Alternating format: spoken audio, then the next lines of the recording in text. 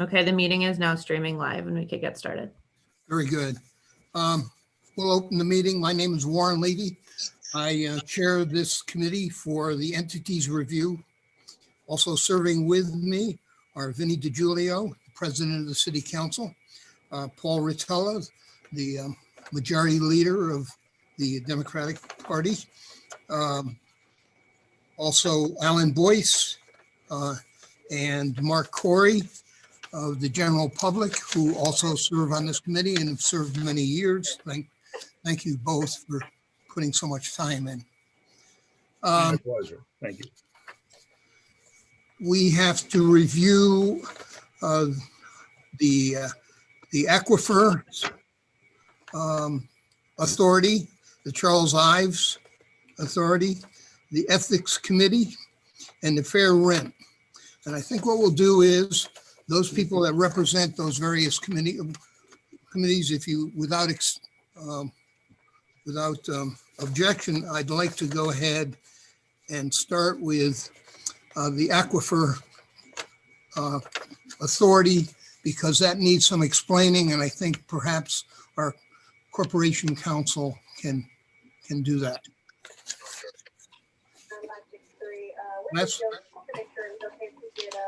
Do you want me to address that first, Warren? Yes, that way I'll give you an opportunity to lead the meeting. I know that you have another meeting, so.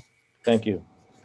Yes, thank you, Mr. Chairman and members of the committee and others. One of the entities on the scheduled list for consideration for renewal and reauthorization, as you say correctly, Mr. Chairman, is the Danbury Aquifer Protection Agency. The designation of that agency exists not only by in our Code of Ordinances in in Chapter 12, Section 1280 through 83. It also is authorized by state statute that the establishment of such an agency be within the purview of the Planning Commission, and that's also what the code says. The Code of Ordinances says about that. So when the council considers the reestablishment of that particular agency, it should be mindful that the Aquifer Protection Agency acts by the Planning Commission by law. So that's the basis for the existence of that agency.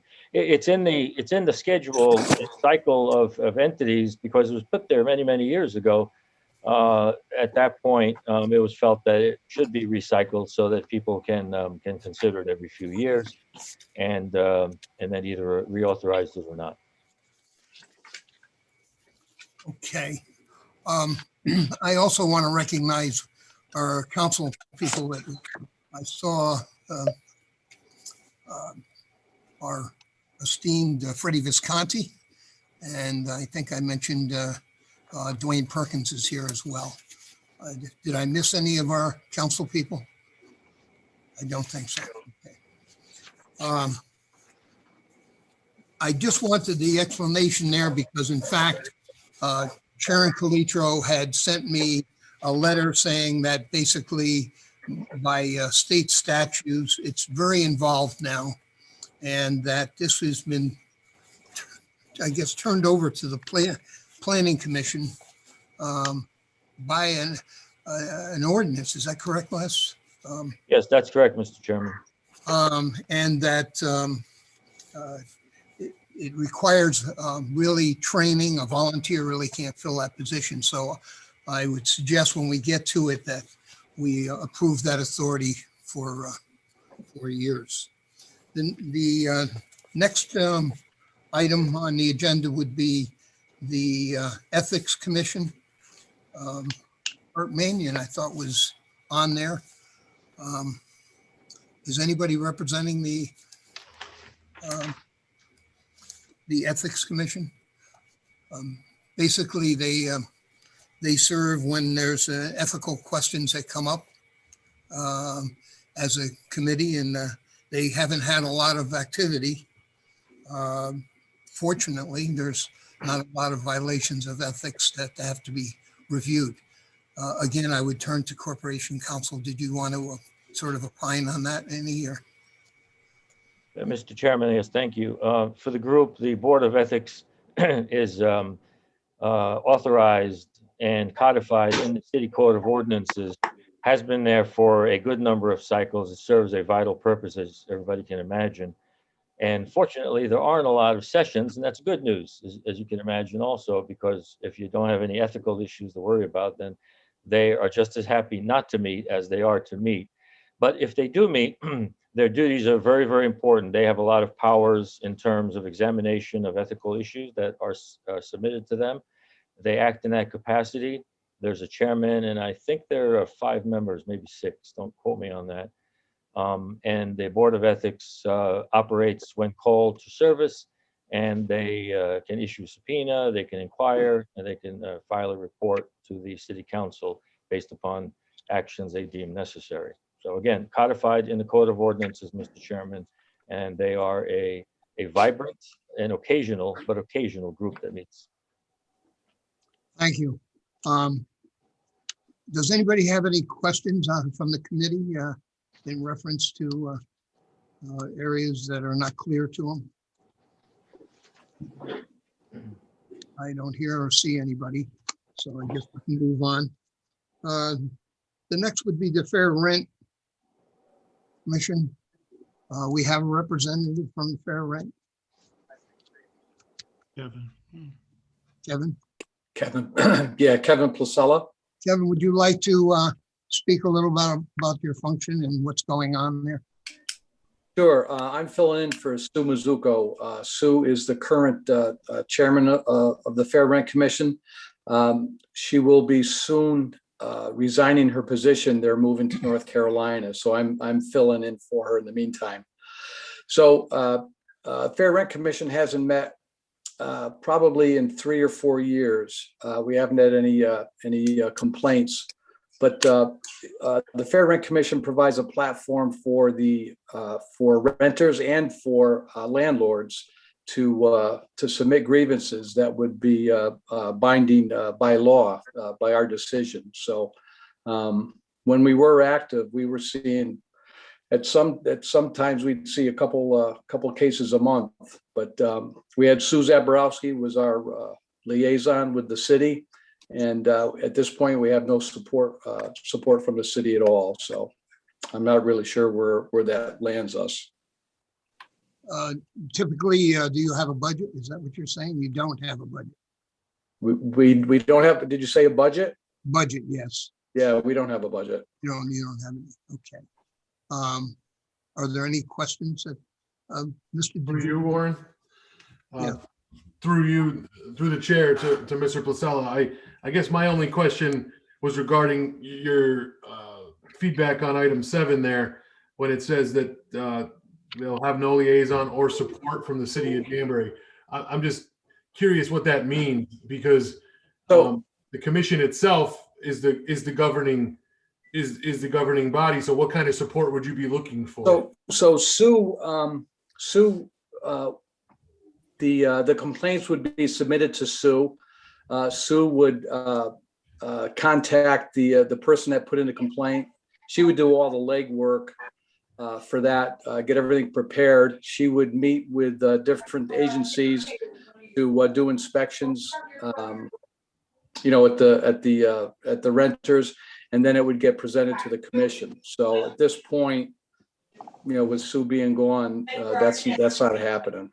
Now, Sue was always there. Sue was there before me, so I'm assuming that would be part of the city's responsibility.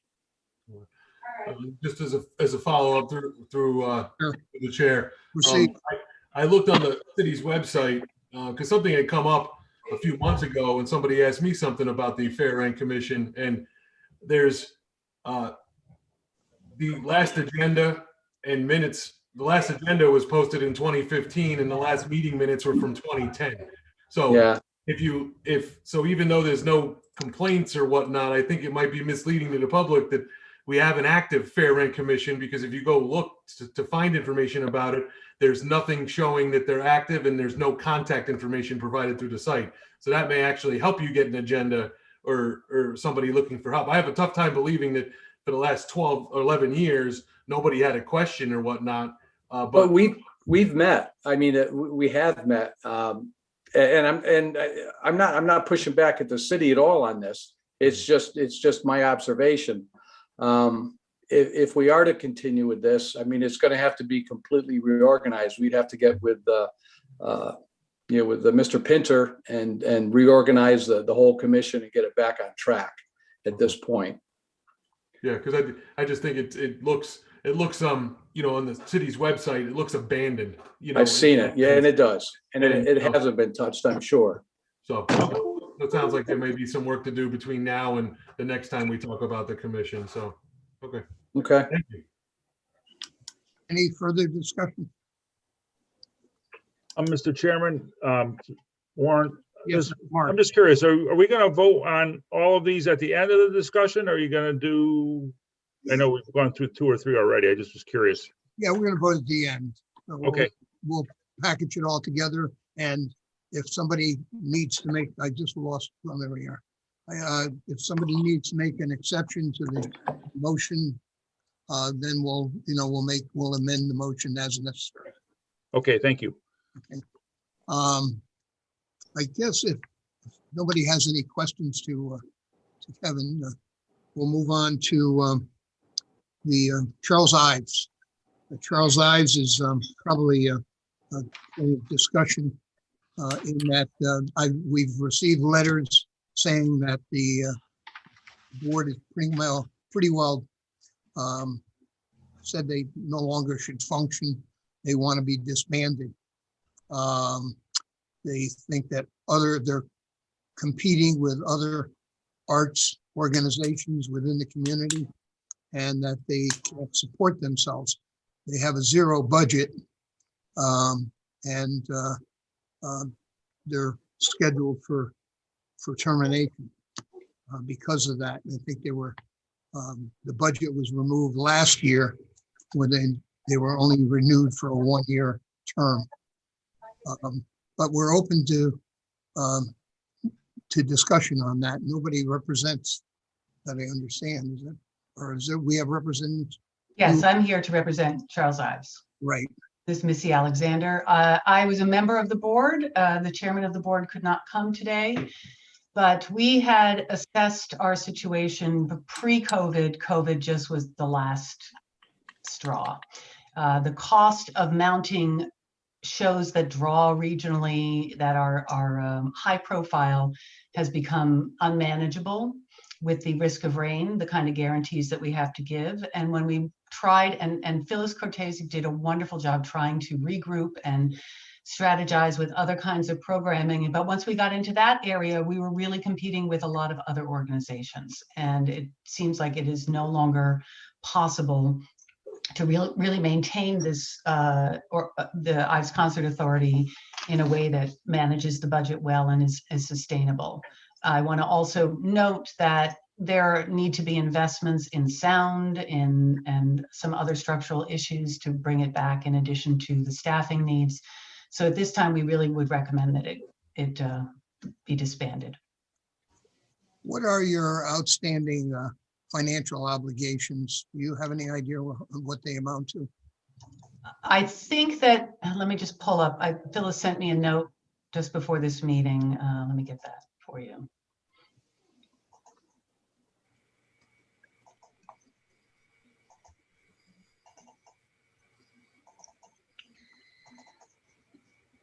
Sorry, I'm having trouble pulling it up.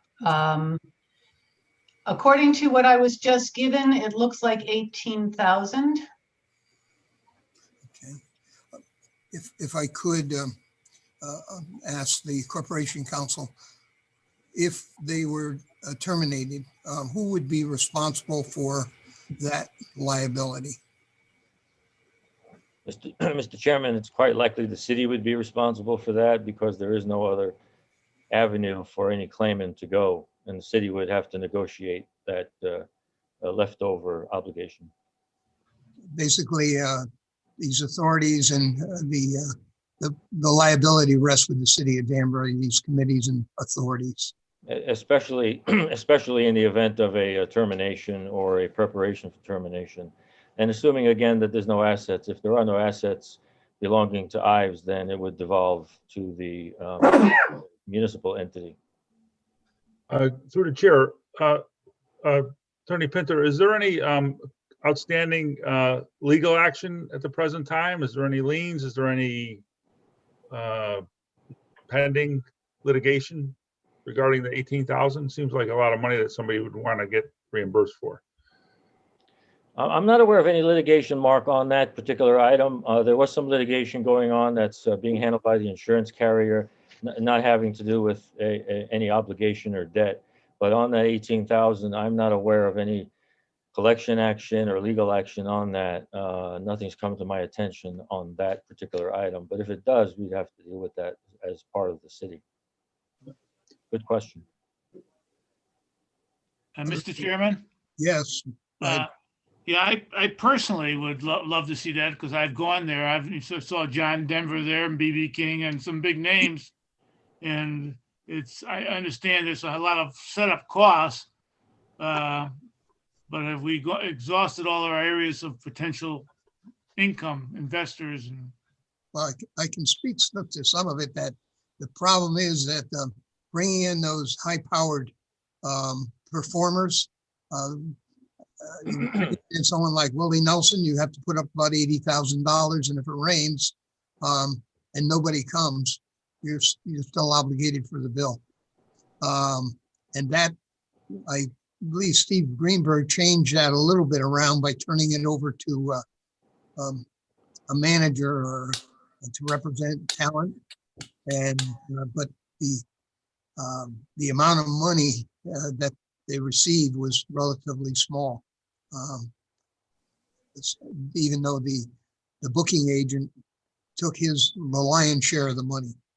Is that correct, Missy? Yes, but also even with booking agents, guarantees were required. And that's where we kept getting priced out of. We tried for several years to try to reignite that, work with different booking agents, and we kept getting in the same bind. And without, sort of a buffer of $100,000 in the bank to cover you in the case of rain or whatever, it becomes insurmountable. I have one question, Mr. Chairman. Yes, Vinny. Through you, and this probably is to Miss Alexander. I guess I look at number 4 on your number 3 on your submission.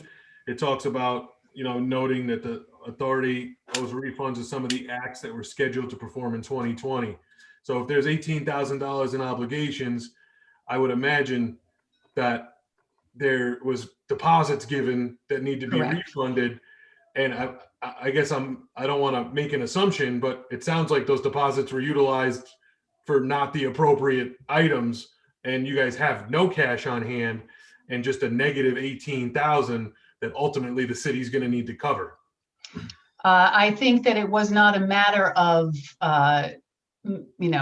inappropriate behavior, but more a matter of when the COVID hit, right? Because we were budgeting for salaries based on a summer program. We got caught in the middle of it and had those deposits and ended up covering salaries. So that is literally what happened. So it wasn't really, malicious intent or trying to hide what was going on. It was literally the timing of when COVID hit and everything closed down that led to that. But that is the substance of what we owe, right? Okay. It is deposits, and there are limited assets that I don't think will result in much in terms of some, furniture and iPads or whatever that we can go through. We're happy to help with that process, but that is what happened. It was just a timing issue when COVID hit. Sure. And I wasn't implying any malice on the authorities' part. It just sounds like the deposits that were taken were used to kind of float operations until the function happened. And then without the function happening, you can't rewrite history. So I think that's a fair assessment. Understood. Thank you. Mr. Chairman? Who am I looking at? Warren? Oh, yes. Go ahead, Alan. Yes. What's the status with the property and the buildings that are there and all that? Who has charge? That's directed to Corporation Council. I think it's the state, right? The city will have the property ownership that belonged and used by the Ives, I should say. The city will have that. I think it's an acre and a half or something like that. The rest of the property used would belong to the university. the balance of the acreage. So they would have to, well, the plan would be to probably sell. Is that what they're, Don't sell. Through the chair, I don't know, Alan, I don't know what the plan is for the disposition of that property. That would probably have to be subsumed into the considerations if the Ives is given a run out time to conclude its business. I don't know the answer to that right here. I'm sorry. Alan, that in the ordinance, it provides for a year's period to resolve all outstanding issues. So during that period, they would have to understand the assets, the liabilities, and how to remedy them. So, Through the chair, Warren, I have a question. yes, please. I go ahead. know that, I just want to note that it's 6:24. So does this meeting have to end in 6 minutes, or what's the status? Is Taylor there? Yeah, I just cannot run 2 meetings at a time. We have 3 tonight, so I will just I'll try to get a message out to the person that will be a little late, but we do have another one at 7, so if we could. This is kind of our last issue that we have on the table here, but Warren, what I would want to say with the namesake of Charles Ives, I can't see us disbanding. I would rather see other organizations morph into the Charles Ives Authority. And it seems to me that even though I know Missy, the board has made a recommendation to, shut down the authority for all practical purposes, but I wouldn't want to sunset this until we can really figure out how to.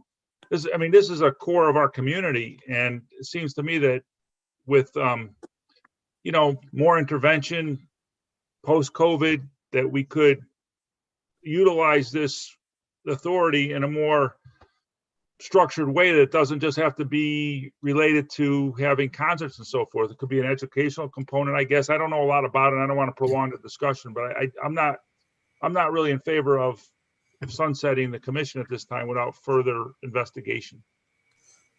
Well, I will just say for the record, we had 2 years ago done outreach about trying to bring together the multiple organizations in Danbury and didn't seem to get anywhere on that. So, and our recommendation here, we're trying to make room for things to bloom, honestly. Yeah. I think that there will still continue to be great arts in Danbury, right? There were things that were going on downtown on the green. There are things that my university continues and will continue to grow in terms of that, because our performing arts school is thriving, right? Yeah. So as a member of the university, not as a member of the board, I speak to say we expect to have a continued rich arts community. Whether or not this board is the best function to do that, or some of the other entities in the city of Danbury, we don't know. But we do know that as it's currently configured, it is not sustainable. Yeah, I don't mean that, if we maintain it, if we make the recommendation to the Common Council to continue it, that doesn't mean, it could be, I assume it, I don't want to speak out of turn here. I assume it could stay idle, but we don't want to, I don't think we don't have to sunset it right now until we give it more thought from a citywide perspective. And I'll leave it at that. It's not a knock on the board for wanting to disband it. I just think I'm more talking about the function as part of the city charter and why the authority exists. Yeah, it's a difficult decision. I think we've been dealing with this for several years now. As a matter of fact, the 1-year extension was an extension to resolve and try to find an answer to the problem. It's not a particularly nice situation to be in for anybody. We'd be very supportive. I've talked to a number of people prior to this, and we just haven't found anybody that's willing to go forward and financially support it. And our mission on this committee is, are they serving the public? And if they're dormant, and they've been dormant for a couple of years now, they're really not serving the public. So with that, is there any further questions? If not, I entertain a Mr. motion. Chairman, Mr. Chairman, before we leave, this is John Gentile. I chair the Commission for Persons with Disabilities. I'm sorry that I was late, as Jean sent my Zoom link to Fred Gentile, who happens to be the webmaster, Oh. and not to me. So I couldn't get on, and I ended up calling Gene. So I'd like to have the opportunity to Please, present the commission. please, go. You have the floor. Paul, I think you wanted to say something, though, that had to do with, Thank you, John. This has to do with Ives, and it's somewhat lengthy, but not all that lengthy. There's three components to Ives. There's the plant that when we go to Ives, we look at the stage and the pond and things like that. That's a physical asset the city owns, surrounded like a donut by property owned by the state. There's the board at present. Boards come and go, people on boards come and go. So there's that aspect. And neither of those two things have much to do with the Charles Ives Authority for the Performing Arts. They're a part of it. But we're meeting here tonight to decide whether we need to sunset the actual legal entity that controls those other things, or to leave it open at least for a while to determine where we want to go with this, which could mean a dissolution of the Performing Center and a sort of acquisition of other cultural identities in Danbury under the umbrella of the name anyway. As Mr. Corey pointed out, it's an important name in Danbury, and we need to respect that, like with Marian Anderson and things like that. Maybe the most important modern composer in America, Charles Ives, who there are people alive in Danbury who knew him. My mom knew him. My mom was best friends with his niece. So there's those three components: the authority itself, the physical assets, and the people who make up the board. And we don't seem to be ready tonight to do much of anything except acknowledge the fact that the board has dissolved itself for several reasons. COVID being probably the most important, or the most the one that had the most leverage on this, that brought us to this point. My feeling is that Charles Ives, a performing arts center, is important to Danbury for a lot of reasons. I'm not going to get into them tonight because we are dealing with a time constraint. The name itself acknowledges the city's belief that Charles Ives is important. Charles Ives is important on a national and international level. So my feeling is that we should continue we should continue the Charles Ives Authority while acknowledging that the function that it's been used for the last 10 years has essentially failed, and we should determine at a city level where we want to go with this authority, whether we want to restart the Performing Arts Center, whether we want to do something else. So my suggestion would be that we sunset Charles Ives in, say, October. Say we sunset it on October 31st of this year, which council has told me is possible. That will then alert the community that there is a finite life to this authority. And that on October 1st will kick in the 12-month unwinding period, which actually brings us to October of next year. And if it's possible, and I'm not suggesting it is or likely, but it is possible that there could be a season next year, a post-COVID season. The authority will still be alive, so to speak, for something like that to happen. But it also acknowledges the fact the city is going to need to do something, is going to need to pivot with Ives. So my suggestion is that we sunset it on October 31st of this year. That gives us 12 more months until October 31st of next year to come up with some decision, and respectfully request the mayor to help participate in maybe a reacquisition of a new board or a new identity for Ives. So I think it's premature to sunset it immediately, and I think it's unrealistic to keep it open-ended forever. But this will sort of be, I don't want to say a shot across the bow to the community, but a warning to the community that the lifespan of Ives could be finite. So my suggestion is that we reauthorize all the commissions tonight, including John's Commission for Persons with Disabilities, for a full 5 years. And again, if we had more time, I could explain, even though why some of these commissions haven't met, we need to do them because they're important vehicles. But yet we sunset Ives in October, realizing that it will gain another 12 months after that. That would be my suggestion. I think that would see us clear to some sort of ultimate resolution. During the unwinding, we can figure out what we're going to do with the assets and things like that for Ives. I'm going to ask, and I'll get to you under discussion on the motion, but I'm going to ask, I think Vinny had a motion that DiGiulio was going to make on this issue. Yes, thank you, Mr. Chair. So For all of the entities we're reviewing tonight. sure, yeah, no, I have a motion prepared for, to be able to discuss that, but I just had a quick question, if you don't mind, to Mr. Pinter. So if we actually tonight decide to terminate the Ives Center per their request and as effective, I believe, I know Mr. Rottello, it's October 30th, I think it's September 30th, is the dates, and then stay, and then it provides, another year period to handle the affairs.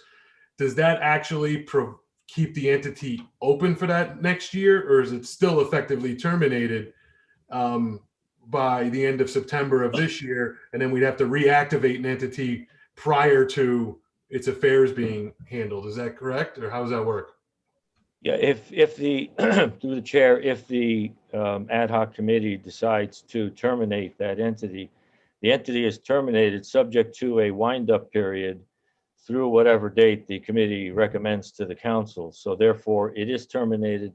It will still continue to operate, but only for purposes of its concluding business. In other words, summary of assets, a relinquishment of property, elements such as that.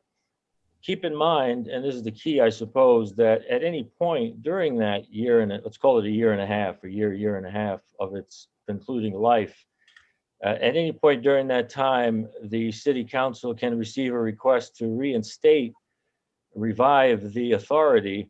That would require another committee meeting and consideration, but it can do that at any point during that time. But that year or year and a half, Vinny, will be a run out or wind up time. You will have terminated the entity.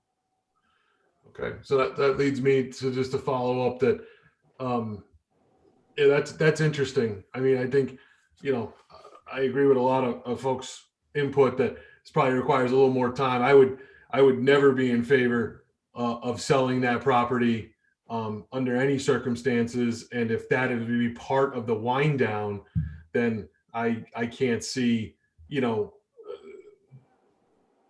wanting to terminate now, knowing that the only way to revive it is through action of the council to reestablish the entity. So, I think termination tonight, effective for September of this year, is a little more final than getting another year from that to work on it and bring it back. I mean, it doesn't cost anything to hold the entity out there that's inactive with no board, correct? Well, it doesn't in a sense, because you really have no operational individuals to handle the affairs that aren't going on. Keep in mind that if you do terminate as of, let's call it September 30th of this year, that last year of life begins on that date. So the run out time is really, it's between the time of termination and the final date. If you establish September 30th, 2022, it's a year and a half of run out time. That's how much time you're giving it. But that time allows somebody to resubmit and as I say, revive the entity. Before Vinny, I just want to tell the chairman, it sounds like there's a lot of discussion. You certainly can continue the committee and call a meeting next week if you want to. If there's a lot more discussion that the committee wishes to have, I think you still have time before the April meeting to do that, if you want that. I think what I'm hearing is everybody would like to continue it and give it a little more, a last chance to survive. And I understand the importance of Charles Ives and his relationship with the city of Danbury, for sure. I wish it was associated with maybe something a little different that had a better chance of survival. But it's only time. It's it does leave a void as to anybody that has claims against the authority. They have no one to go to. I guess they'll wind up going to the city of Danbury, which will be unable to resolve it unless we take action on it. Through you, the chair, Mr. Pinter, would it be appropriate to extend 4 of the commissions and continue discussion regarding Charles Ives alone, so we can at least conclude some business tonight that we agree on? No, I don't recommend that. I recommend you do it all at once at the continued meeting. Okay. Mr. Chairman, may I? Go ahead, Paul. I would be comfortable extending Ives for 1 year. I think that would satisfy Vinnie. Not that we would be satisfied if we shut down Ives in a year, but we would have a year. The council can revisit this at any time and do the other 4 for 5 years. So we could do the other 4 for 5 and do Ives for 1. And then that would give us, because this doesn't really happen until April of next year, to revisit Ives. I think that would satisfy me. It might satisfy Mr. Corey, Mr. DiGiulio, Mr. Boyce. It would give the council some time to do this. There would be no talk of any sunsetting, and we could figure out how we were going to wind it down or restart it. And we wouldn't have to meet again. We could solve this tonight, and we'd buy ourselves another year. Well, Vinnie, would that work for you? I would. I mean, it sounds. In theory, it sounds fine. In application, I'd be curious to see what Attorney Pinter has to say. Through the chair, there is precedent for that. I think a couple of years ago, maybe last year, you extended one entity for 2 years rather than terminate it. So it's something you can do. You would extend 4 for 5 years under that theory and extend the 1 for 1 year. And then you'd extract the Ives at some point to deal with it separately. Councilman Rotella is correct about that. You can do it that way as well, if you want to keep it alive. well, Sounds fair. we may have found a middle ground that will satisfy it all, to give us some time. And if somebody wants to step forward and take the leadership role in revitalizing the authority, we'd all be happy. Mr. Chairman, if John allows, I know John Gentile wanted to speak, and once I make a motion, he cannot speak. So if John, if you'd like to jump in briefly, now would be the chance. If not, I'll make that motion. We'll be extending your commission as well as the other ones. So I just want to I'll be very brief. I believe you all have a copy of the report from the Commission for Persons with Disabilities. We do. We continue to meet on a regular basis. We entered into a Zoom protocol starting last April, and we meet on a regular basis via Zoom. The Zoom meetings are now being posted to the city website, and we lost some members due to the fact that they moved from the Danbury area. So now we're looking to reestablish a full complement of commission members. We have one individual who sent a letter to the mayor requesting a seat on the commission. Taylor, I'm not sure if you received that letter from Jeff Doyle as of yet. He sent me a copy of it. So he's requesting a seat on the commission. We do have open seats. We have 1 open seat and 3 alternate seats open. So that's as brief as I can be. So Yeah, unless you have John. questions for me, I'm fine. John, you could forward that to me because I haven't personally received it, but I'll make sure to take care of it. I will. Thank you. Thanks. Are there any other questions to John? If not, I Mr. Chairman, will entertain a motion. Mr. Chairman, Yes, Mr. Rotella. I move that we authorize the following entities: the Commission for Persons with Disabilities, Danbury Aquifer Protection Agency, the Fair Rent Commission, and the Board of Ethics for 5 years, and that we reauthorize the Charles Ives Authority for the Performing Arts for 1 year. Second. Any discussion? If not, I'll try your minds. Signify either by your hand or by your verbally. All those in favor, signify by hand. Aye. Okay, Mark Corey, Paul Rotella, Warren Levy, Vinnie DiGiulio, and Alan Boyce all voted in the affirmative. Okay, the motion carries unanimous. Motion to adjourn, Mr. Chairman? Second. All those in favor signify by saying aye or motion. Aye. Aye. The committee is adjourned. Thank